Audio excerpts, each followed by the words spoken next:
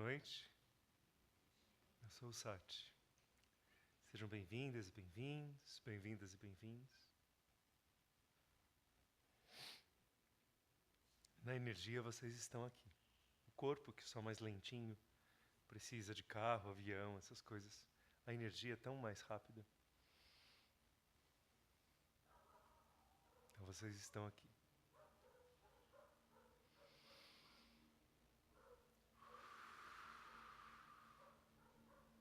Tudo bem? Fizeram boa meditação? É muito lindo, né? Usar a respiração dessa maneira. Kumbhaka, respiração de peito cheio. Quando enche, Kumbhaka.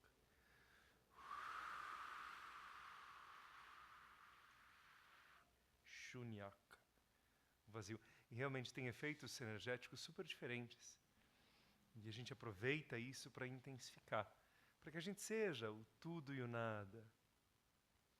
Um finito poder e alguém que pode se entregar ao todo. Você aqui é quem... Você é o salvador de si mesmo. É a tua energia que vai resolver tudo. E aqui você se entrega para que o divino resolva tudo. Com qual frequência a gente alterna? Quantas vezes você respira? Que no fundo é isso que a gente está fazendo. Eu sou uma fagulha divina, eu me entrego ao infinito. Eu tudo posso, eu nada sei. É a gente, isso é ser humano. Mas a gente esquece um pouco que ser humano é isso. E a gente que não nasce com um manual de instrução acaba achando que a humanidade é tanta coisa que não é. Esses dias eu estava no telefone, gente. E aí uma pessoa me falou, você é estrangeiro? Você tem sotaque. E aí eu pensei, não. É que eu estou me concentrando numa certa energia, então a minha palavra fica muito precisa e a maneira de falar as vogais. Mas eu não podia contar isso para ela. E aqui às vezes eu saio da meditação, o termo técnico em português eu acho que é zoró. Eu fico assim. Em outras dimensões. E às vezes eu vou conversar com vocês e até fica difícil falar as palavras. Então se parecer que eu estou falando estranho, é estranho mesmo.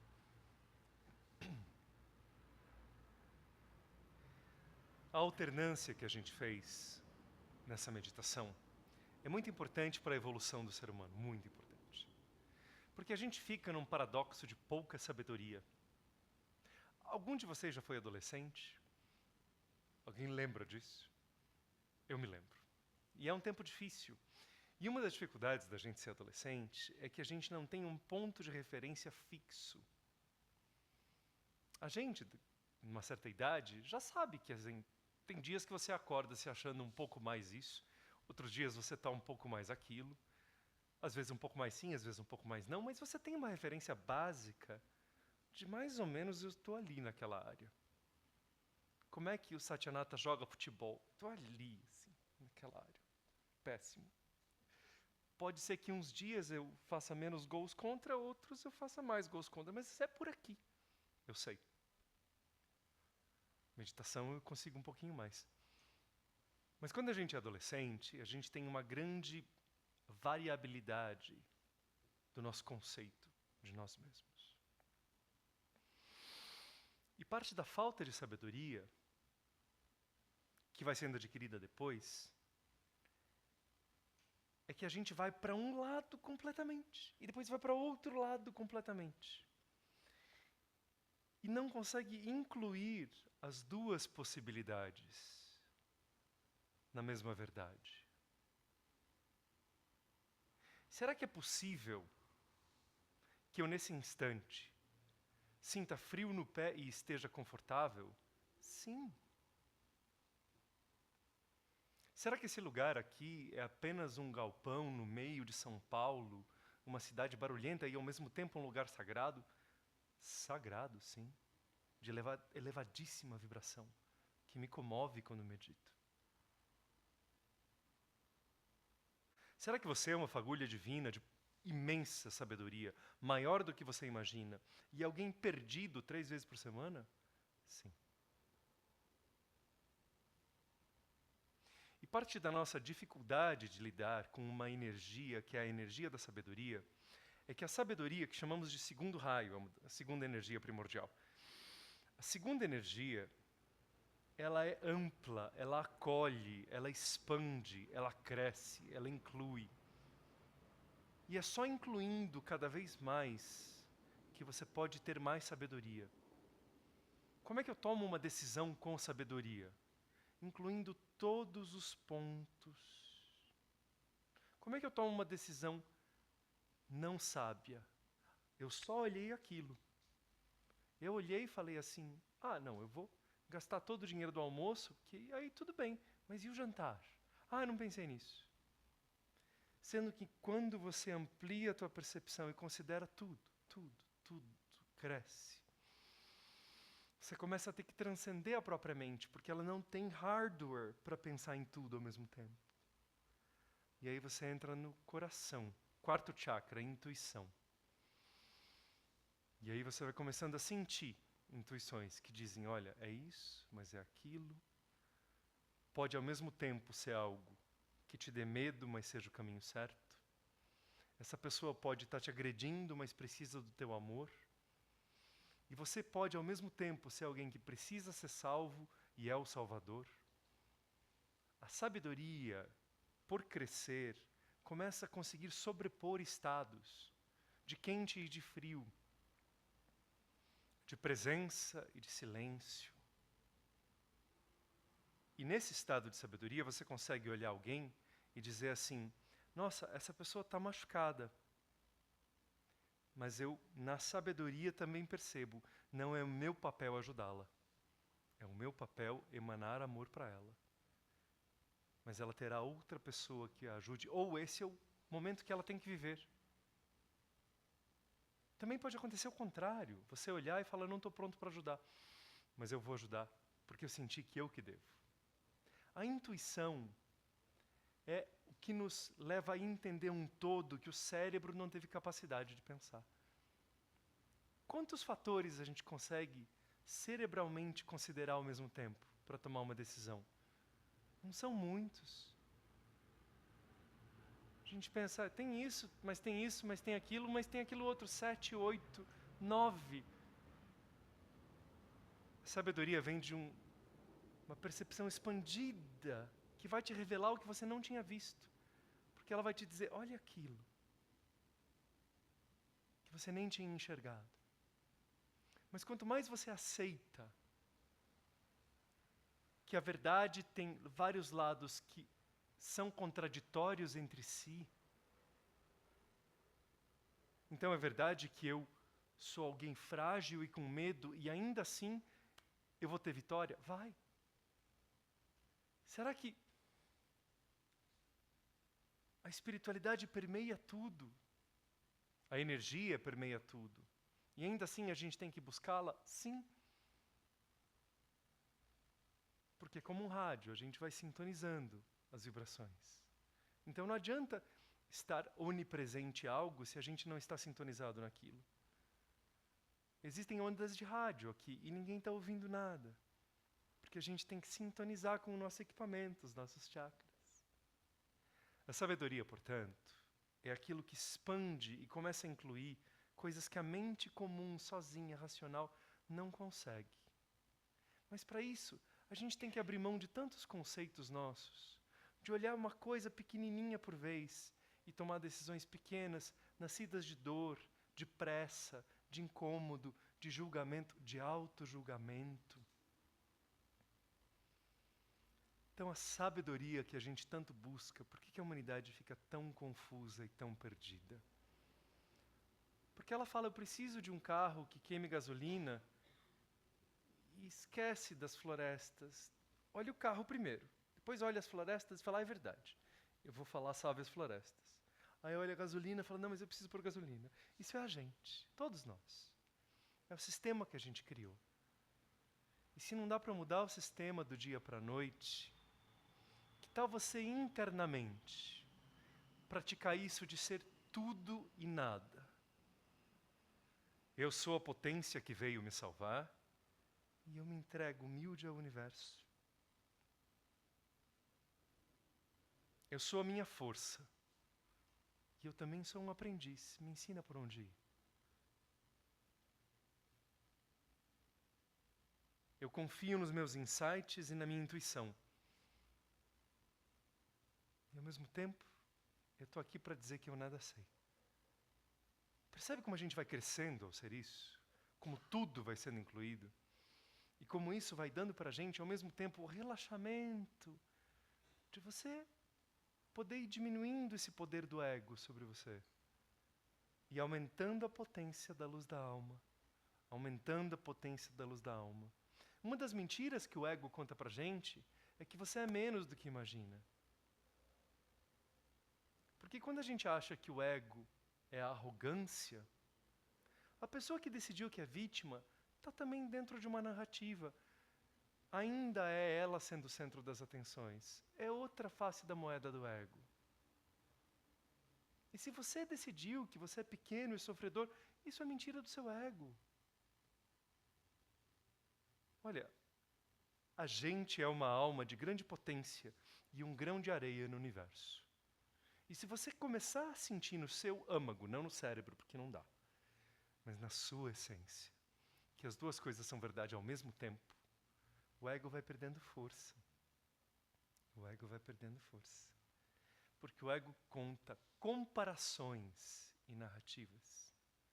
O ego nunca é uma grandeza, ele é maior que alguém.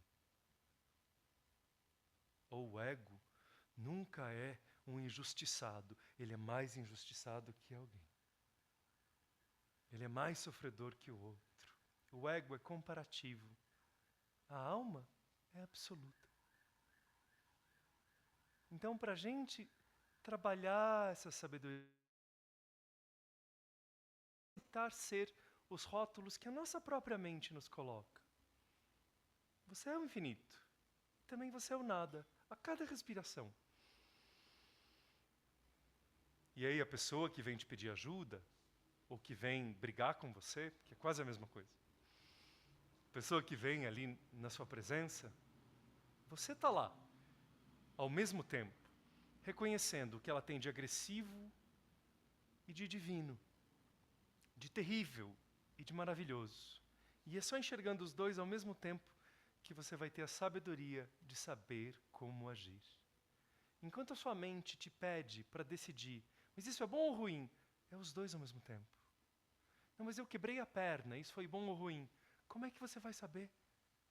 Às vezes, de perna quebrada, você foi prevenido de ir para um lugar onde ia ter uma coisa terrível acontecendo.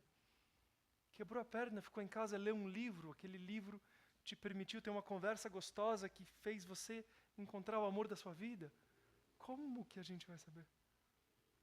Percebe a grandeza do não saber e, ao mesmo tempo, do saber? Eu sei que nesse instante é para eu estar aqui conversando com vocês. Vocês sabem que nesse instante é para estar aqui no frio de uma terça-feira, vencendo o conforto do corpo, que pedia, fique em casa. Vencendo as distrações que quem está em casa e podia estar fazendo outras coisas, mas estão atentos aqui. Porque eles sabem. E também se entregam ao não saber. Percebe como a gente oscila entre essas coisas, em vez de ficar de pequenas certezas que o ego nos traz, que são tão temporárias e tão fragmentadas e tão sem sabedoria? E o segredo disso tudo é que a grande sabedoria e o não saber são todos do invisível. Aquilo que o ego traz é sempre relacionado à matéria. Olha, essa pessoa é chata no clube.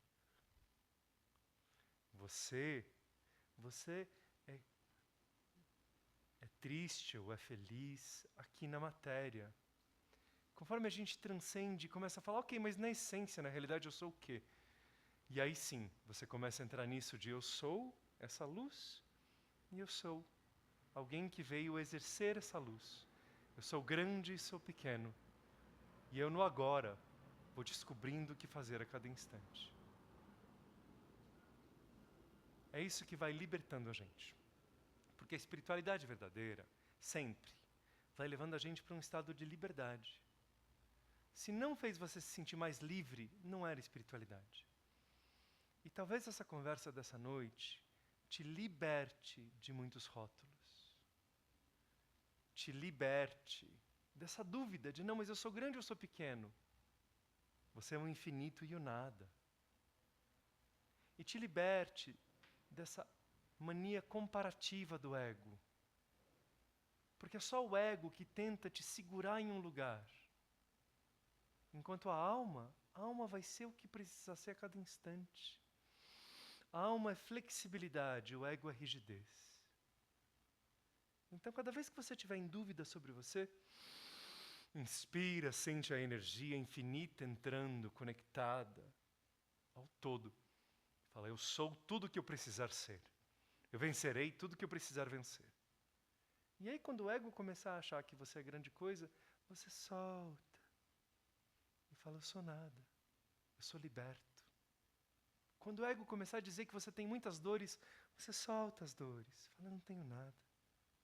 Não tenho nem dores. Não tenho nem medos. Eu me desapego até das minhas tristezas. Isso na simples respiração. E se a gente respirar direitinho, é só o que a gente precisa fazer na vida. A alma transborda. A intuição vem. As portas se abrem. E a velocidade do karma se altera. Porque a gente está aqui para aprender. E pode levar quantas vidas forem. Mas se você resolveu aprender mais rápido e se libertar de um monte de coisas que eram desvios, cada vez mais você vai para o seu caminho de alma e não andar em círculos de enganos que são permitidos. Eu quero ir ali criar um karma. Fica à vontade. Te vejo daqui a 3 vidas. A gente faz isso. E a alma está fora do tempo, ela espera. Mas é tão mais gostoso a gente ir direto a essa presença divina em nós.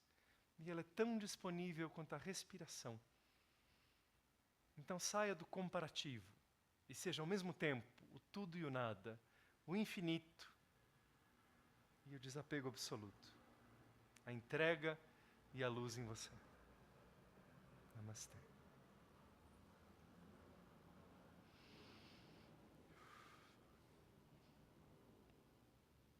Às vezes, quando a intuição vem e fala, você vai dar aula disso hoje.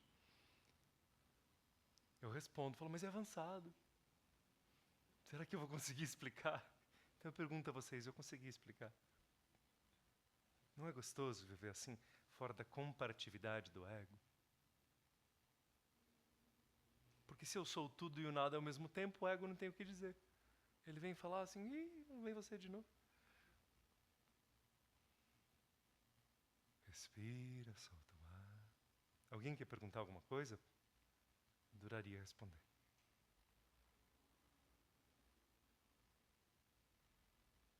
Oi.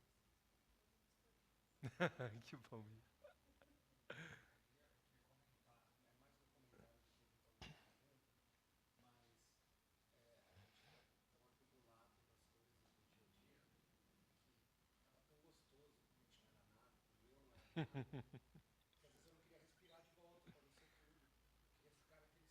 Ele está mencionando que a gente é tão atribulado no dia a dia que às vezes é tão gostoso ir para Shunyaka, né, ser o nada, que dá vontade de ficar naquele estado. É interessante que a respiração, quando a gente vai chegando próximo de certos estados super elevados de consciência, a gente respira bem profundo e puxa o ar para a gente ir subindo. Quando a gente está em certos estados elevados, parece que a respiração fica muito lenta ou até menor. Você solta o ar e passa um tempão, e aí meio que o corpo fala assim, puxa o ar de novo, vai. Não, por favor, vai. Estou vivo aqui, vai. E aí você enche o peito de ar. Então, sem nenhum sofrimento, a gente não quer entrar em o susto de, ai meu Deus, esqueci de respirar. Mas há estados internos profundos em que a respiração a gente até esquece dela acontecer. E isso é um dos sinais de que realmente a meditação foi profunda. Eu lembro de ouvir isso de um mestre meu, que quem sabe a gente consegue trazê-lo ao Brasil, chama-se Muni Natarajan. Quando eu conheci Muni Natarajananda Swami, podem falar rapidinho. Eu levei meses para aprender a falar. E eu fiquei surpreso, porque ele falava, respira fundo, respira fundo. E eu falei, mas parece que a respiração, em um momento, ela meio que para. Estou fazendo errado? Ele, não, é isso mesmo. É isso mesmo. É sinal de que você está quase esquecendo que está encarnado. Alguém mais quer comentar algo? Perguntar algo?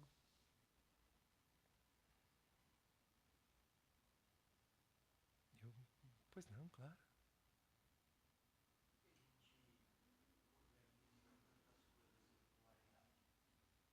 Por que a gente organiza tantas coisas em polaridade? Se você observar do lado de fora a natureza, ela te traz várias oportunidades para isso. Mas é muito mais a nossa maneira humana de pensar e catalogar do que o mundo externo natural. É verdade que existe céu e terra. É verdade que existe calor e frio. Mas a gente podia organizar de maneira circular. Podia pensar em tons de cinza muito mais do que em preto e branco. Mas o nosso lado esquerdo do cérebro é justamente aquele que põe limites e ele é hipertrofiado, ele é mais forte na civilização ocidental moderna. A gente é muito mais analítico do que presente no momento. Quando um bebê nasce, os dois hemisférios cerebrais estão iguais ao que fica para nós só ao direito. O direito não analisa limites, coisas. Ele consegue lidar com várias informações ao mesmo tempo. O processamento dele é paralelo, não serial. O nosso lado direito do cérebro é o que faz a gente gostar de um abraço. Porque o lado esquerdo do cérebro está pensando, essa pessoa está me abraçando, mas o que ela quer? Ela me gosta de verdade? Onde que ela pôs a mão em mim? Eu estou pondo a mão certo? E aí, que perfume ela está usando? Isso é o lado esquerdo do cérebro. Não aproveita nada. Mas ele nos salva, é o lado esquerdo do cérebro que vai observar os contrastes entre o aço e o bronze. É ele que vai perceber que se a gente colocar assim inclinado, a gente consegue com que a chuva não pese sobre o telhado. Então, o nosso lado analítico precisa de contraste e comparatividade. E como ele foi muito bem sucedido, nós nos tornamos vítimas desse lado profundamente analítico, contrastante e comparativo. E somos viciados em utilizá-lo, e é por isso que a gente busca tanto o antídoto.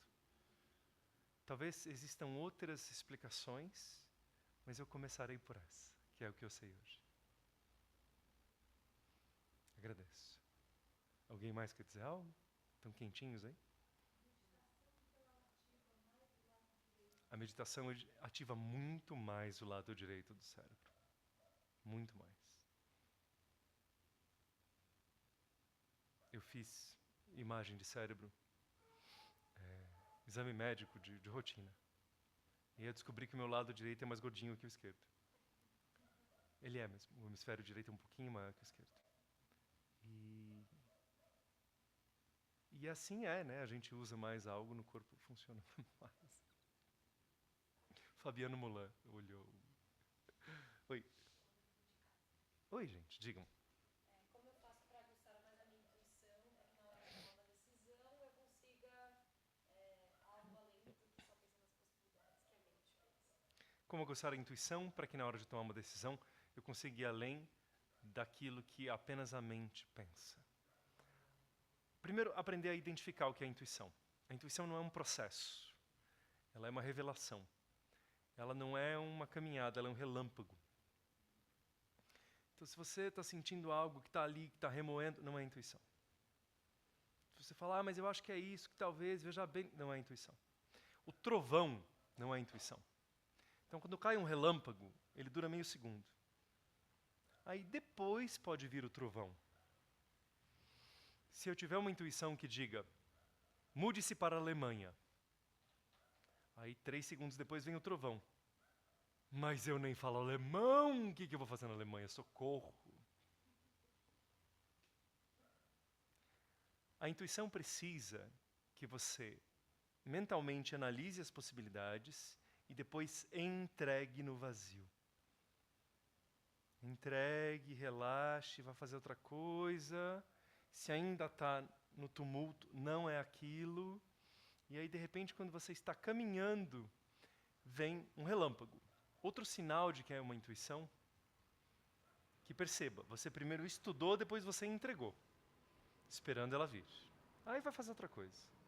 Outro sinal é que ela traz um alívio. Ela vem e algo se alivia no peito, mesmo que ela dê um conselho difícil, mesmo que ela fale e mude para a Alemanha. Vem um alívio primeiro. Aí depois a gente reage, porque a gente é humano. Mas vem um alívio. Vem um senso de verdade inexplicável na intuição. Por que isso é verdade? Não sei, mas é. Eu tive uma intuição que eu tenho que fazer isso. Por quê? Não faço ideia. E aí você vai descobrindo o porquê. Então, treinar a intuição vem de você não aceitar o falatório da mente. Você ouve a mente como quem está apenas andando na loja sem comprar nada. Ah, você acha isso interessante? Tem esse produto, né? Tá, obrigado. Então é interessante. Vai passando pela mente. Ignora, não compra nada. Aí você respira, entrega, agora que você já está cheia de referências, e vai fazer outra coisa. E aí a coisa certa se revela a você. Com essas características, uma sensação de verdade, uma sensação de que o peito abre e um relâmpago muito rápido. Não é um processo. Faz sentido? Oi, Cláudio.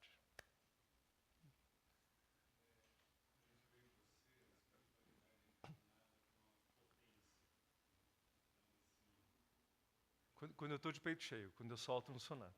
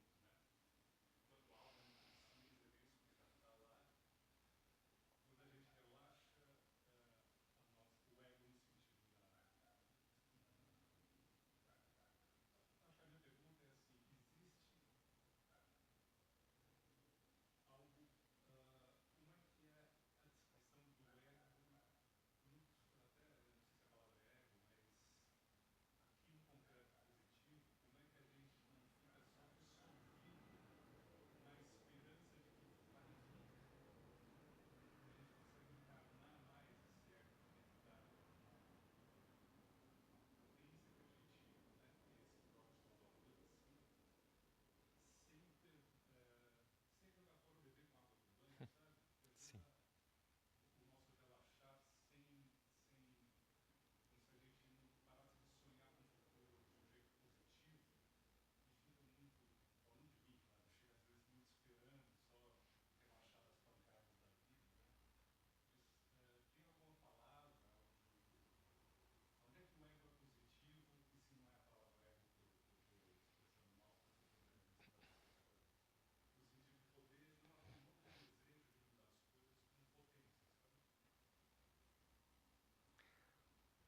Para ajudar as pessoas em casa a entenderem o que nosso amigo muito querido perguntou, se eu então, por exemplo, entrego tudo e ali me dissolvo do ego, mas e aquela parte minha que tem desejo, que deseja crescer, que deseja ter luz, que deseja resolver, que deseja pegar essa minha capacidade e transformar coisas na Terra? Se eu abandonei o desejo e fiquei com aquela coisa, aquela espiritualidade que a gente até ouve falar, né? Ai, eu aceito tudo. Ai, eu acho que vai chover. Essa entrega que parece que é uma é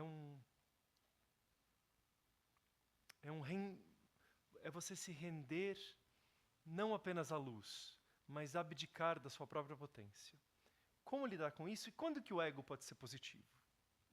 Para eu responder isso, podemos levar 6 anos ou num seminário, num longo curso, ou eu posso tentar resolver hoje à noite, responder hoje à noite. O ego é o maquinário de funcionamento da gente aqui na matéria. Ele precisa existir. Ele frequentemente entende tudo errado. Mas ele precisa estar aqui. A alma não consegue entrar em websites e clicar coisas, não consegue pagar a conta de luz, a alma tem luz.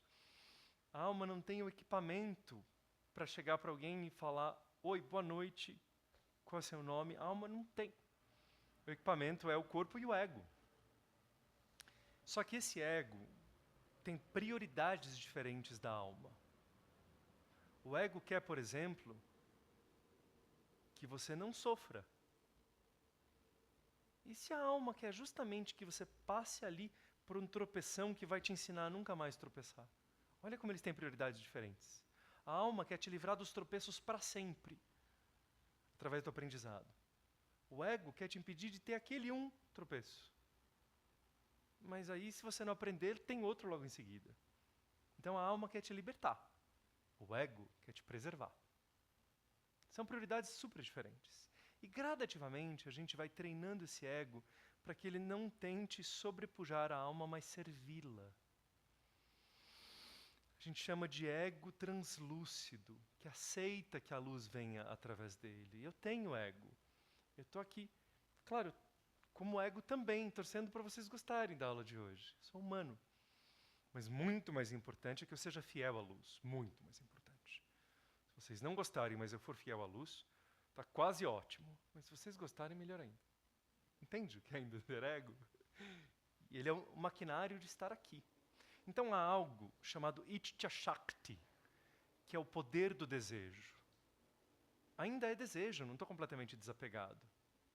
Então quando eu solto tudo, eu estou no tudo, mas eu não vou ficar aqui, Cláudio. No segundo seguinte eu já estou em busca da energia de novo. E com ela vem inicialmente desejo, e aí é utilizada uma palavra que é vontade, que tecnicamente é maior que desejo. Desejo é por coisas daqui, a vontade é minha determinação, é minha decisão. Então eu tenho vontade de um sorvete, eu tenho desejo de um sorvete, mas é a minha vontade de me mover que faz com que eu caminhe na vida.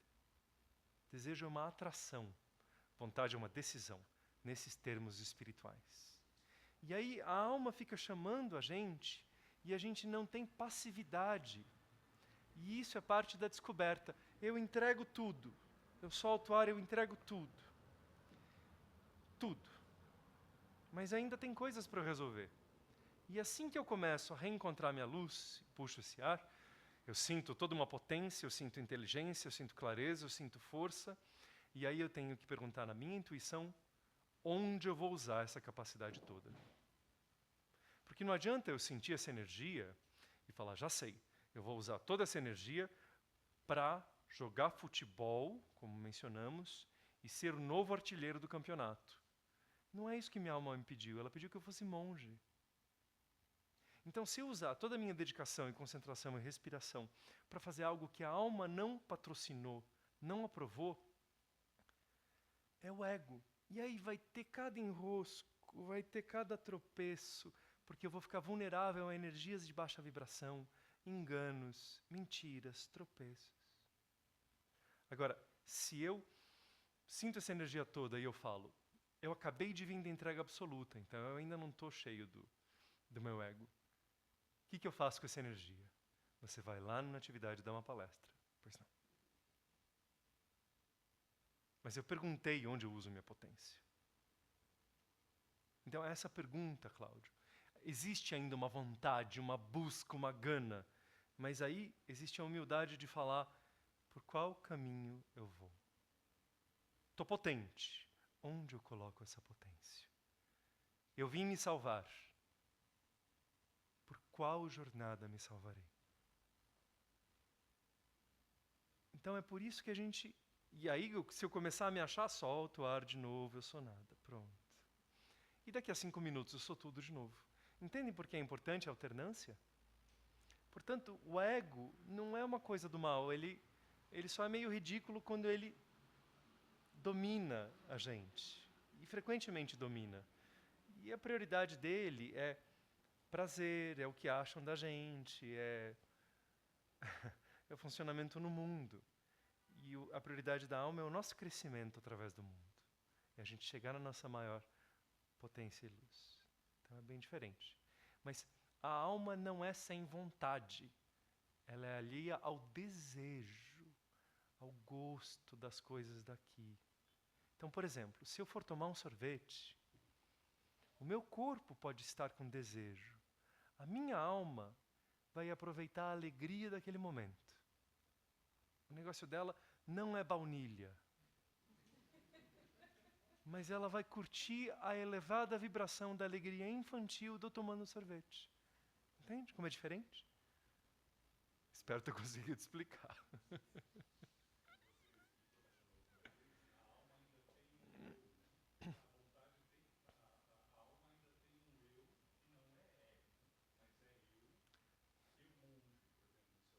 A alma ainda tem...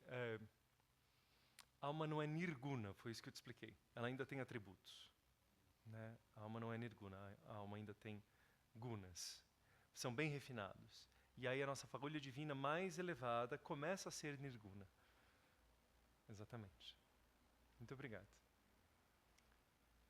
Muito bem, posso? Claro. Tá? Dá tempo. Sim, eu queria apenas, antes, agradecer a Lígia, agradecer a Mai, agradecer a Keka e tantos aqui, tantos que viabilizem o próprio espaço na atividade. Eu agradeço vocês por virem, vocês em casa. Quanto mais luz nesse mundo, melhor. E foi isso que vocês vieram buscar nessa noite fria. Não vieram aqui porque aqui o chá é excelente, e é excelente. Mas muito obrigado de virem na busca da luz, da sua luz. Lígia, qual a programação desses próximos dias? Tem algo para anunciar? Dia 26.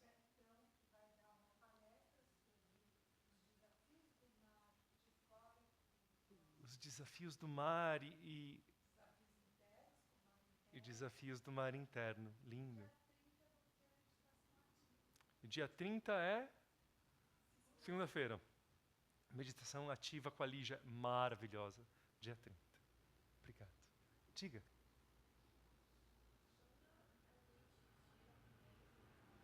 Segundo, porque não te ouço.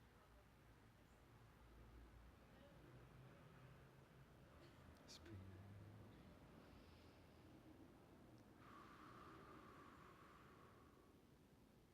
Pronto.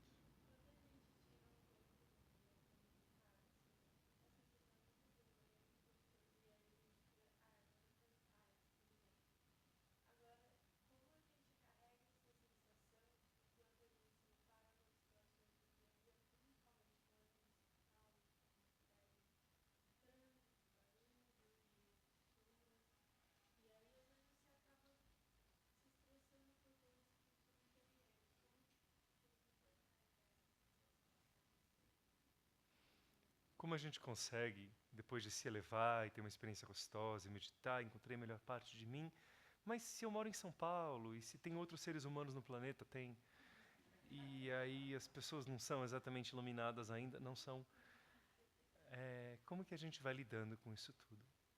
A meditação é, de certa maneira, um poste. Ela eleva. A gente amarra o fiozinho lá em cima, e se a gente não tem aquele fiozinho bem seguro e bem esticado, até chegar no próximo poste, que é a próxima meditação, ele vai descer até a rua. Vai enroscar em tudo, vai ser uma bagunça. Então as meditações são oportunidades de elevação. E aí, entre uma meditação e outra, você vai usar técnicas que a própria meditação vai te dar. A respiração é uma delas. A pessoa começa a falar uma grande besteira, ao invés de você gritar, respira. Respira, começa a pensar, nossa, quais serão as encarnações dessa pessoa para ela estar desse jeito nesse momento? Quanta compaixão. Será que eu também tenho várias ignorâncias? Puxa, preciso ter mais humildade. Que coisa. Respira, observa. Olha a cor da roupa da pessoa. Ela lá falando, você olhando. A pele dela.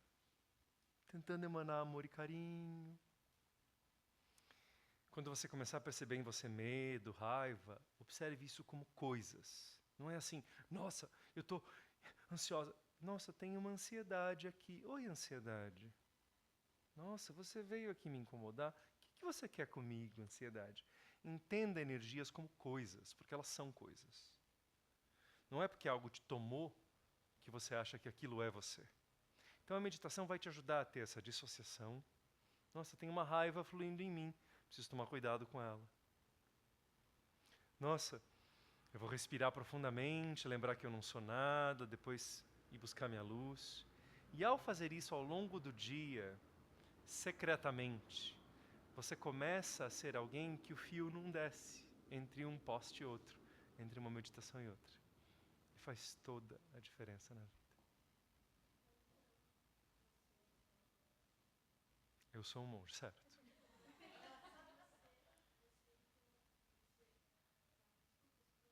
A sua pergunta é perfeita, por favor. Sinto raiva, super sinto. Me lembro de um dia, há muitos anos, eu fui dar um retiro e eu não tinha computador, eu me comunicava com as pessoas, eu não tinha nem celular. Me comunicava com as pessoas através de e-mails num pequeno iPad. Aí eu fui pegar o iPad, peguei, mas a sacola estava aberta, ele caiu no meu dedão esquerdo, quebrando a unha do dedão esquerdo e o iPad. E aí veio uma raiva subindo de quem deixou essa sacola aberta. Eu deixei a sacola aberta. E aí veio um medo de que eu vou fazer, não tenho dinheiro para comprar um iPad. E veio um monte de coisa juntos, e aí eu respirei. Em poucos segundos, essas coisas, eu as reconheci, elas não foram embora, mas eu desgrudei-as de mim. Estou com um medo. Tenho uma raiva tentando me pegar. E aí eu fui com o iPad quebrado da aula. E mencionei para as pessoas como parte da aula. E aí, quando eu saí da aula, eles tinham numa cestinha colocado doações. Tem uma pessoa aqui que participou disso. E foi suficiente para eu comprar um novo iPad. Então eu tive a raiva, ela veio, mas rapidamente ela foi processada. Eu tive medo, mas rapidamente ela foi processada. Você não vai deixar de ter raiva, medo, erros, de se posicionar às vezes forte demais, às vezes deixar passarem em cima de você, você vai errar. Mas o aprendizado é você errar cada vez menos. E cada vez isso ser mais curto. E cada vez menos o seu fio descer entre cada elevação de você mesmo. Te agradeço. Muita luz para todos nós. Vocês são a luz que buscam. Namastê. Boa noite.